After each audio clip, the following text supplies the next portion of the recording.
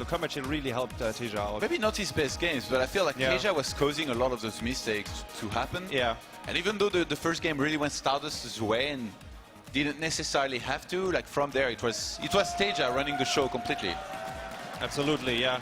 So he made it to the final. Now he has a chance to grab the spot for Washington, and It's gonna be either Bolt or Teja. Can you Yeah. believe that lineup? We have it's crazy. Trap, SOS, Parting, Scarlet, Trust, Dongregu. Trust, and Cure. No, Cure is- it's Cure and Bomber. And so the final player here either Ah, gonna yeah, be not Trust. I was, yes, I was either gonna be somehow Teja confused. or Bolt. That's Yeah. such a sick lineup. Like either way, everybody wins here, no matter who wins. That's right. That's right. This was those were some very, very convincing series out of our Alteran brothers, I guess we could say. Bolt and Teja really showing us the way on how to play against Protoss. I'm sure like you Terrans out there were taking notes. Even Definitely. though what they do is it's surreal. If you didn't do it yet, you have to watch the VODs. No, later but I on mean and like write the it down. multi-pronged attack, the drops and the perfect macro at the same time. It's actually like just watching the game, I can feel how hard this is to do. Yeah, of course. Their macro never slips. No, yeah. Like there is not a moment where Teja goes up to like 600 minerals. He's always attacking and always macroing perfectly at the same time, which again is very, very hard to do. So again, very impressive games here. He was going for good build orders, and that's definitely something you can write down and copy for your latter games. Yeah. What do you think about Stardust non-scouting? Is the conclusion from this series out of him going to be, you know what, I didn't scout enough, maybe I should have known better what he was doing, because he was just essentially taking gambles. If you know what your opponent's doing, you know, there is a clear counter to everything in StarCraft 2, supposedly. So if you know what your opponent's doing, you should be able to counter him. But in this case, Stardust was just making random openers here and there, thinking, well, you know what, against most builds I'm going to be in good shape. Maybe just against this one, I'll be in the bad one.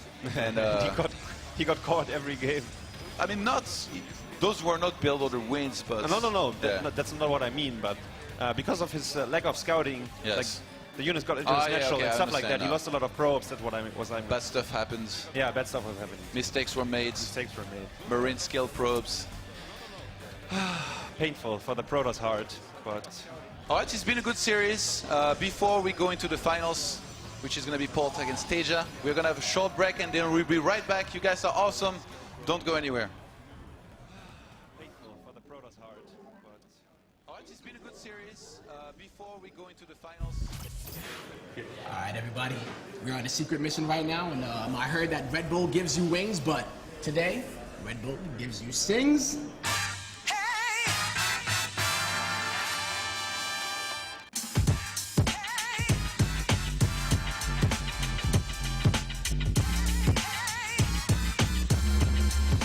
What are we singing today? When I'm Grandmaster, I will play faster. They'll call me Bonjour, just like my name was Flash. But now I'm just flat. And now I'm just flat. But now I'm just flat. Oh. Well, much love. Thank you for singing with me, guys.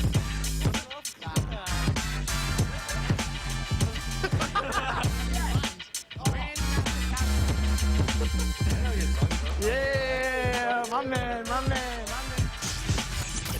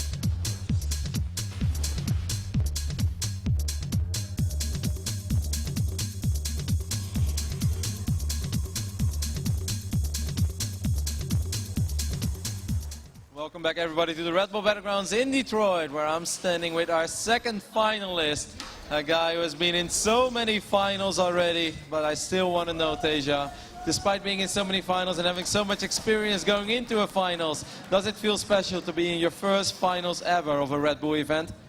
제가 이제 많은 대회에서 윤영서 선수 결승을 가셨는데 이번 레드불 배틀그라운드 두 번째로 참가하시면서 이제 또 결승 올라가시게 되셨습니다. 뭐 소감 한 말씀 먼저 듣고 시작하겠습니다. 인터뷰. 일단 레드불 배틀그라운드에서 이번에 우승하면은 워싱턴까지 가게 돼서 되게 우승하고 싶고 또 폴트 형이랑 진짜 옛날부터 많이 만났는데 이런 결승에서 만난 건 처음인 것 같거든요. 그래가지고 되게 재밌을 것 같아요. I know it's not a $10,000 tournament, but I'm extremely happy and I'm feeling super fantastic. I've met Polt a lot in the finals and actually in other tournaments too, so this is going to be a fun match. All right, that sounds good.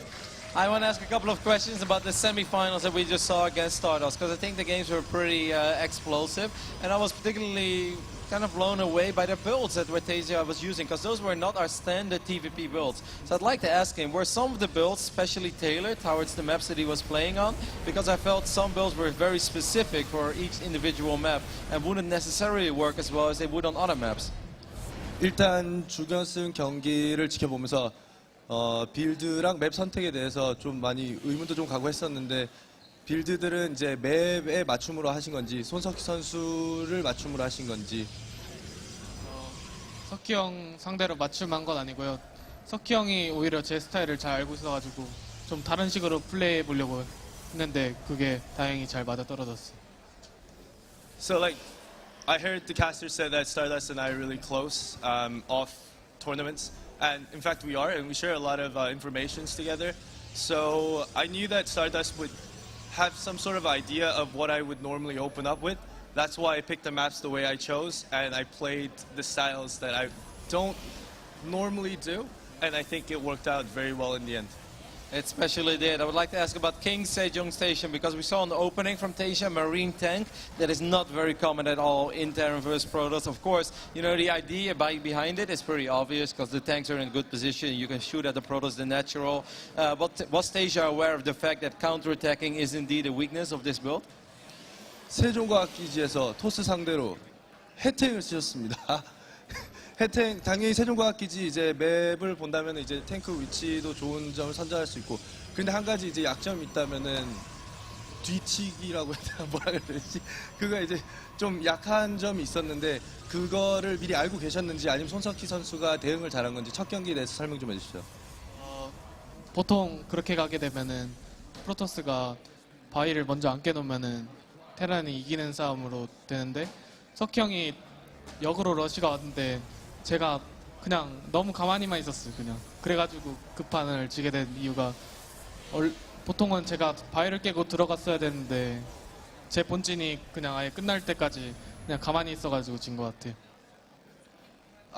The build for the map, obviously I think it's a good map to use that kind of build, Marine Tank, because once I position my tanks just outside that rock, I'm in such a high upper hand position. But instead of Stardust breaking the rocks to counter that, he actually went around. So I was a little bit shocked, and that stunned moment that I had in that original push costed me the game, I think.